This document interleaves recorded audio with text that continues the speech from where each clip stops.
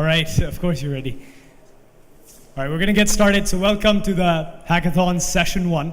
This one is about how you build mobile apps in JavaScript that are plugged into an Ethereum backend with a focus on financial transactions. So when we say plugged into Ethereum on the backend, we mean that you can exchange Ether between users and apps and build out all sorts of use cases where you want to do rewards or penalties by charging someone on top of any conversational interface. So it looks like a Facebook Messenger platform, but it has payments plugged in, and the payments are in Ether. All right, the platform we'll be using is called Toshi, hence the name for this workshop. Let's get started. Let me introduce you to Toshi by telling you a story about Proffer and one of the early experiences we had. Coinbase is the company. How many of you have heard of Coinbase? Everybody, yep. So valued over $1 billion, a very big company in the crypto space, the biggest right now. And they have been working on an Ethereum messaging platform called Toshi. And so they ran a hackathon to launch this, and Sinchan and I, co-founders at Proffer, participated, and we built 5 apps in 5 days. The point of telling you that, so this was a week-long hackathon, the point of telling you that is if you do the math, that's 1 app a day. We're giving you 3 days in this hackathon. There's no reason you can't build 1 app in those 3 days, or even if it's 2 days, because Toshi makes it so easy to get started. You build on top of their SDK, and that's what we're going to walk through today. And our 5 apps are focused on use cases all around information exchange and crowdsourcing. So the idea was, if you reward people for sharing information, whether it's just simple Q&A, sharing answers like tutoring. Proffer Edu, which you can see here, is an education app where you match tutors with tutees and incentivize them with rewards. Proffer Health is an expert network app where you can ask a question where you need a second opinion on something like, hey, I have a chest pain, what might be the cause, what should I do? I'm already taking medicine X and Y, should I take medicine Z? You need expert opinions. These are not questions Google can answer. And so the idea of all these use cases is these are situations that incentivize human beings to react, and they incentivize them with Ether. So we used Toshi's conversational messaging interface, and we use Ether and their Ether wallet to do these payments between users. So in the peer-to-peer education app, for example, when someone asked a question, they would put up a bounty that would then go to the person who answered the question, first come, first serve for now. And I'm going to walk you through this, but I'm telling you this to give you a sense of the kind of frictionless payment exchange you can do on these apps. 5 apps in 5 days. This is an example of a matchmaking one. So think of the dating app market. Dating apps don't work because of many reasons. People, as soon as they find someone, they leave the app. The idea was if you can build a matchmaking app, you avoid the churn. If you can incentivize people to matchmake by rewarding them for matchmaking correctly, that could be a fun game from a gamification point of view as well as from a financial point of view. So in this app, you see 2 random people from the pool that have signed up on the app. You see their information, and you get to bet whether you're going to say yes or no, will these 2 people match with each other? That's a bet. Okay, and then you win based on whether those 2 people actually connected. Crowdsource matchmaking with financial incentives. Okay, so that's app 1 we built in 1 day. On day 2, we built an education app, and this one is what I just described to you, so I won't go into it again. But it's matching tutors with tutees with financial incentives, and we built 3 others, and we won that hackathon. And that, for us, solidified our interest in this space of crowdsourced exchange with incentives, as well as our affinity for this platform called Toshi, which we think is very powerful. And that's why we wanted in this hackathon to present you with that platform so you can use it to build out your own apps. I'm going to play a video for you so you can see how this works. You already have a high-level idea of how it works. So I'm hopeful that even if you can't see the text, it'll make some sense to you.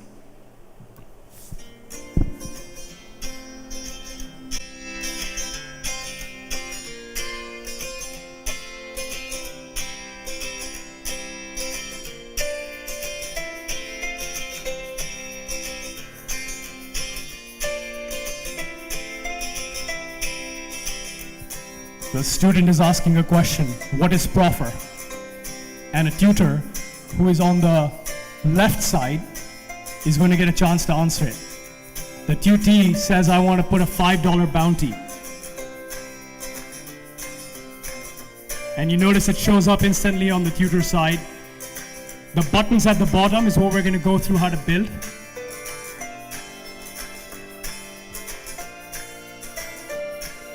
And there's the tutor answering the question.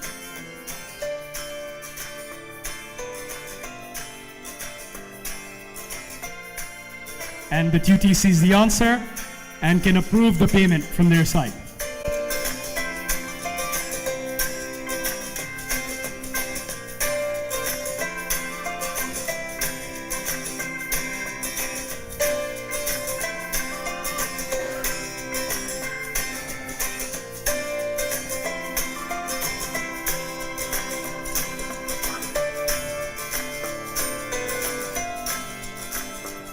All right. So we built 5 apps like that in 5 days. Yes, you have a question? Yeah, in the back, black shirt. So this discussion will be focused on the tech, and what you pointed out is completely a valid criticism of the use case.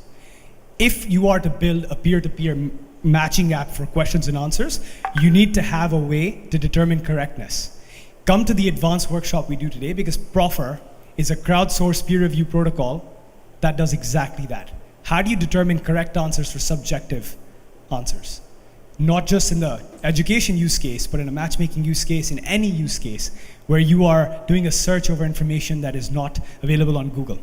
If you're doing crowdsourcing, how do you find out correct versus incorrect? Through a crowdsourced peer review and then dole out penalties and rewards. That is the foundational, that is exactly the aim of Proffer, the protocol that myself and Sinchan are building. All right? So good question. The goal of this was to demonstrate what it might look like from a financial exchange point of view, a frictionless financial exchange point of view. And the point of this session is to show you how frictionless it actually can be and how quickly you can get it done, as evidenced by the fact that you were able to build multiple apps in multiple days. Yes? Okay. This is a network. So in blockchain, you often work with networks. This is a network of people. You can sign on as a student, you can sign on as a tutor. At any point, you download the app, you sign on. The network grows, and there are strong network effects. So for example, everyone in this room can sign on. When you post an app as a student, everyone subscribed to that topic will receive that notification. You can build that with JavaScript. You don't need blockchain for that. What we're using blockchain for here, we're using the Ethereum blockchain for, is the financial transactions, and all the other logic, the app logic, is encapsulated in JavaScript. A Node.js app that has the bot logic. Yeah, tutors that have signed up. Approving. Yeah, yeah. So that is the same question. Like right now there's no peer review of the answer. You just, the first answer you get, we assume that's the right one. To demonstrate, it's a hackathon, right? So to demonstrate that, hey, if we can build these out, and Proffer is now focusing on use cases like this, it can be insanely powerful, and I hope to show you that throughout this session as well as the advanced topic session, where Sinchan from Proffer will be presenting the architecture of Proffer and why the world needs something like this and how to build it on the blockchain. So I'm going to move on. You can optionally follow along, but there will be a few things here that take time. Like setting up Docker later will take 15 minutes for you to just run the first time, to download everything you need to run this the first time. So you don't have to follow along, but you have the slides in Slack. We will also be posting these on our website later, and you will be able to watch this video online afterwards, okay? So we're doing as much as we can. As you know, we have 1,900 people participating online, some of which are here in person. So thank you for showing up. Step 1. Download the Toshi app. There are 2 versions of Toshi. There is the version that runs on the main network, and there is a version that runs on a test network. The difference is main network, you're using real money. Test network, you're not using real money. We recommend you use the test network for your development. And you have the option of publishing your apps within this hackathon on either network. Toshi Dev is the name of the app that uses the testnet. And Toshi is the name of the app that uses the mainnet. These links here for iOS and Android are the instructions for how to download the testnet version of the app called Toshi Dev. And I want you guys on your own time to do this. The pictures on the right side show that when you download a development version of this app, it's going to say unverified. that's supposed to happen. On iOS, you go to settings, you go to general, and you say it's verified, and there's a way to do it on Android as well, which is captured in the instructions on the respective page. I'm moving on. Step 1 was download Toshi. Step 2 is create an account when you open the app, and just so you can transact on other people's apps, give yourself some free ETH, free Ether. The way you do that is the wonderful people on the Toshi team at Coinbase have created a bot for you called Toshi Bot, which is shown here. It's one of the apps you'll find in Browse. And coincidentally, you'll see all the Proffer apps are still top rated and featured on the App Store for Toshi. You will find Toshi Bot as one of those apps. It'll be the first one you find. And go there and it'll say, do you want money? Like type in, just do that captcha thing and it'll give you some money. So it gave me $5.94, which according to some exchange rate is 0.02 Ether. So now that money shows up at the top left of my balance.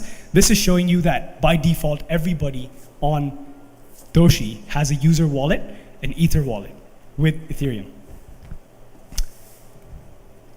Step 3. The Toshi guys have shared with you a sample application. It's by no means as sophisticated as what we were demonstrating in our 5 apps, but it gives you the basic messaging flow. Same way that Facebook Messenger SDK gives you the same for their own platform. That is the link. Again, it's shared with you on Slack. You can also just try to access it now. You need to either fork this repo or clone it and copy paste it into a new folder. I cloned it, copy pasted it in a new folder. You'll see that it has this structure. The only thing I want to attract your attention to is docker-compose.yml.sample here. We are going to be working on that in one of the next steps. We will be renaming, the sample is just provided to you as a sample. You'll be deleting the .sample from the end of it, and it will eventually be called docker-compose.yml. Notice that there's a source folder, and we're going to dig into that later. That's where the app logic exists for the bot. And it's all JavaScript, it's Node.js. All right, this is an intermediate step. We talked about the configuration file, the Docker, the YAML file that I showed you. You'll need to paste in a seed in that. This is associated with your unique account for the app that you're creating. And so what you do is you go to this URL, toshi.org/Toshi seed generator. You generate a random seed, 12 words, and it maps to a unique app ID and a payment address. Apps also have a wallet, the same way users have wallets. So you can hold you can have an escrow account that holds money from users in that app wallet. The app wallet's Ethereum address is shown here. Each user will also have their own Ethereum address. Let's move on. In this step, you see the file I was talking to you about, docker-compose.yaml. And you see here there's an empty space for you to provide 3 required things and 1 optional thing. The gold box highlights what's required, and you go ahead and fill that in. So you'll see I copy-pasted the seed from the previous step into this file. And again, I renamed the .sample file to just docker-compose.yaml, and now we're ready to go. As you can imagine, we need Docker to run this up. This is all published as a Docker container. And what you can do is you can install Docker, and you can run the app once you've installed Docker by the command highlighted in red there, docker-compose space up. The first time it'll take about 15 minutes. I tried it again last night by deleting everything and redoing it. It took me 15 minutes the first time, because for each of the services that need to start up for this app to work, it needs to download a set of files, a bunch of libraries, both for the Java parts of this architecture as well as the JavaScript. And it takes some time the first time, but every time after that, it's up and running. Once it's up and running, if you open your Toshi Dev app and you go to the Browse section, of course the apps that have been published are already there, like the other Proffer apps. But you notice I had created a sample app just now called Proffer Hackathon. And now I start typing Proffer Hackathon and it shows up. There's no icon associated with it. The reason for that is I left the avatar field here empty. You can specify an image file over there, and you will be able to you'll be able to dictate which icon shows up. So very straightforward to get the app running. Here we are, we have an app running.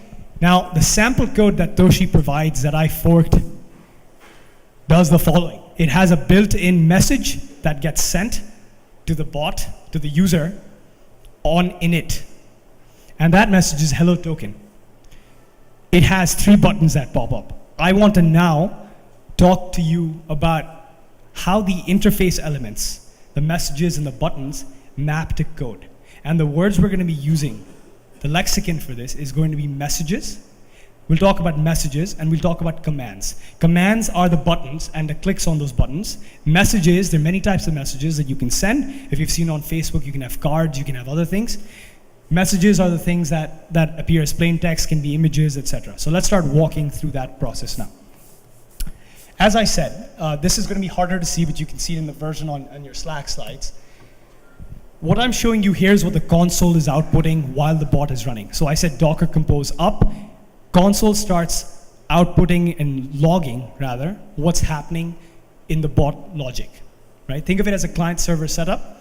We're using a Redis publish subscribe here to talk between the bot, the JavaScript app, and there's a Java client. It's called a headless client that runs, and we're printing out what we're receiving. So we received init. That's an init message, and then we sent a message to the user saying hello token with 3 optional commands. And those commands were ping, count, donate. You can see exactly how they map. All right, very simple to understand the mapping. That's why we love Toshi. Let's talk about messages. I told you there are many types of interactions you can do, many types of messages here. There are a few important ones. There's 1, 2, 3, 4, 5, 6 here. We're not going to talk as much about init and init requests. Those are just for allowing you to customize what you might want to do when your app starts up. In our case, we just sent a message when it started up, a welcome message. We're going to focus on message, command, payment request. That's what you'll be using. Message was what you saw. It's when you're sending a message to a user, receiving a message, etc. Command is the buttons as a result of button presses, and you can handle each of these separately. You see here on the left side, in our Node.js app logic written in JavaScript for this Toshi bot, you have a very simple handler that handles different types of messages and a switch statement, init, message, command, payment request. So we're handling those different types of messages and calling separate functions accordingly. Okay?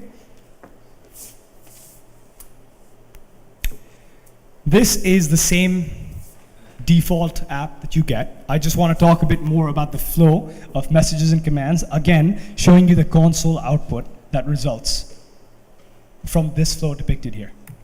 So first up, you have init being called. A message is sent. Now what happened when the message was sent, it's not shown here. When hello token was sent, the same 3 buttons popped up to the user. Ping, count, donate. The user pressed the count button. So what it did was it placed count into the field, and it sent a command. It said received command right there. It received the count command. Now count is a command that has been implemented in the sample bot to do some computation and fetch a number and to print it. So then next what we have is a message sent that prints out the number 1. Again, the same 3 buttons are shown to the user. Not shown here because it already happened. When those 3 buttons are pressed, this time the user presses ping. Can anyone guess what will happen? Well, yeah, you can see pong, but what's happening in the back end when someone presses ping? A command is sent with the value ping, and you can respond to that any way you want in your app logic, and this app logic responds to it with pong. Pong is a message. And again, it's a message that has 3 controls that you provided it: ping, count, and donate. So those are they show up as buttons. With every message, you will have an option of responding with controls or no controls. You don't have to show buttons with every response. You can just send a message back. All right? I want to get more into that now, which is how do you customize this in code? So we're going to go into code now. This is an example of a message that got sent. In fact, the same one. So you can see ping, count, and donate, the 3 options in code. There's a send message function. You define 3 controls. What I want to focus on here is a message JSON structure here. So you can see, don't worry about the so far part right now. You're creating a message and you're passing it body, controls, and show keyboard. Those are 3 options you're providing it. Show keyboard means when the message is sent, should a keyboard automatically be visible to accept user input or not? In these examples, it was false. We're not asking the user to do anything other than press one of the buttons. Sometimes you might want to ask the user to type an answer, like in our Proffer Edu use case. We said, what is the question you want to ask? And we want show keyboard to be true. We want to accept user input. We don't need to show them buttons. So you can customize all this to JSON syntax. So far, we'll get into this more, is the name of this JSON protocol that defines the structure of messages in Toshi applications. And its structure is as follows. You can define controls. You've already seen examples of that, the 3 buttons, but you can also include attachments. So let's say you want to respond with a message that has a video embedded or an image embedded. If you guys are trying to make your apps look more graphically appealing, you'll notice in our matchmaker app, Proffer Pairs, we had images of 2 people. What we were doing was generating images on the server.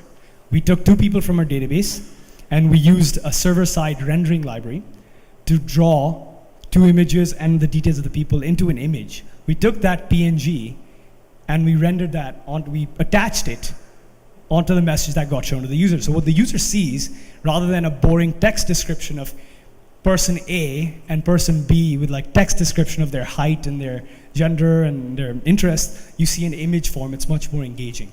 Okay? In the panel later today, we will be talking about the importance of UI UX for blockchain apps. We believe at Proffer that for blockchain to take off as an end user, like a mass adoption, we need to hide the blockchain aspects of it. You need to make things look really sexy. And so we encourage you in this to build apps that have good design. And again, when it comes to Toshi, it supports images. By default, Toshi does not support server-side rendering. Proffer has open sourced a customized version of Toshi's front-end app, as well as a headless client, which you'll find on the Proffer GitHub repo, that has added support for server-side image rendering should you want to use that. Okay, we've customized some of the logic. And we had to do all of this in order to do what we wanted to do for the hackathon. And we submitted pull requests to the Toshi code base, and so you can access that as well. Anyways, this is the structure. You can read more about this at the official website, sofaprotocol.org. This is a JSON protocol defining the syntax of all possible types of messages you might want to send. You can toggle these values. I'm going to go through just 3 or 4 of them here. A very simple message. You just specify body, no controls will be shown, no keyboard will be shown. A second example of a message, you specify text, you also provide controls. Unlike the last example with 3 controls, here you have 4 controls. Now, you can pass parameters here. You can pass a value like not now thanks is a value of -1. In your code, the reason value matters is you can query that value. You can extract that value and do something with it. If it's -1, this. If it's +1, that. So you can customize this field as you want to. This is an example that has show keyboard set to true, super straightforward. And again, this so far message JSON syntax, you can just plug it in here. Sofa.message, JSON syntax, you can plug in whatever customized JSON you want in there in order to determine what the user sees and what they can do with it. All right, very briefly. We've gone through this really fast. Any questions? Okay, good. Handling commands is very similar. You have a handler for it. And for every command you want to support, these are buttons. Again, these are the buttons. You can again have a switch, and you can handle each of them. So in this case, there's a separate function that's going to take an action on Pong, count, and donate. And you handle each of these in its own handler. So the structure of this app is insanely simple. Money. Let's talk about money. How many of you guys are thinking you might use a Toshi app and do some financial exchange with Ethereum? So you guys will want to know this part. What we really liked about Toshi was not just that it gave you the basic framework for a bot, but it gives you a very easy way to request money and send money. So the next 2 slides are about exactly that. Requesting money, you can do in either US dollars or in an Ether quantity, and it's done as follows. This is requesting ETH, and so this image is not showing what happens when you hit donate, but it's showing the donate button, and this is what happens when you click donate here. This is the code inside that donate function. you can see the key here is on the session object, you call request ether.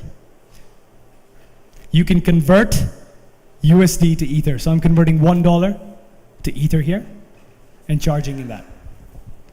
If you have an ether quantity, you can charge that directly.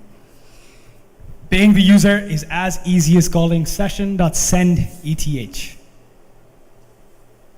And same logic, you can specify a quantity in dollars or ether. I've specified it in dollars, so I've converted that to ETH. $50 converted to ETH, and I want to send that to the user. Okay, so I told you we're gonna breeze through this, we're gonna go really quickly. So the last thing I wanna do, there's two things we can do. One is to show you the code that you can already see, which is public. And the second thing we might do is just show you a high-level structure of how we approached designing Toshi. Sorry, not designing Toshi, but designing on Toshi for Proffer Edu as an example. That's a private GitHub repository, so maybe I'll walk you through that a bit. So this is the Toshi app.js. I'm just gonna switch tabs here and go to not the Slack channel, but this one. So you will see here in the side, we have, so you guys can see on the left, and I don't know how to change the size of this font, but this is the folder hierarchy of my project. I've gone inside source, and there's bot.js, which is provided to you. We're now looking at the code that Toshi provides to you. You will see that the code I'd shown you is right here. There's a handler for messages. There's a handler for commands further down, and some of the implementation of these functions. So this one is very straightforward. You can see you can have emojis here. There's not much to look at here. What I will briefly do is show you the GitHub repo for Proffer Edu, so you can have a look at what we had done. This is Proffer Edu. I just want to show you the folder hierarchy, and I'm going to zoom in as well. Okay, so unlike the default Toshi app that you are given, what we have done is created a lot of app logic on top of that, which is captured in a folder that we created called app. So bot.js is still there. But bot.js instantiates a Proffer app here. And that's where our logic is. That's where our controllers are. That's where our models are. Toshi by default gives you a database, a Postgres database for session storage. So like when you're doing PHP development or any other development, you have stuff you can store in a session and query from the session. You can do that. You can very easily store stuff in a session. I'll even show you in the bot where that happens. Right here, session.set. Can you see that? That's setting, and similarly you can get. So there's a built-in database. Because we wanted to do something more complex and we are familiar with MongoDB, we then added support. We had our own MongoDB document structure, models, and controllers. So we set up an MVC paradigm around this, and that's all captured in app. Controllers, models, and Proffer app. So what I want to show you is you can extend Toshi quite a bit. The nice thing about it is if you guys are web developers, you're going to love it because you already know how to do MVC. You already know how to do JavaScript. You know how to set up models, controllers, and they give you the view layer. All right. So thank you very much. I'll take questions over Slack, or you can find me offline. All right? Thanks, guys. Sinjan, handing over to you.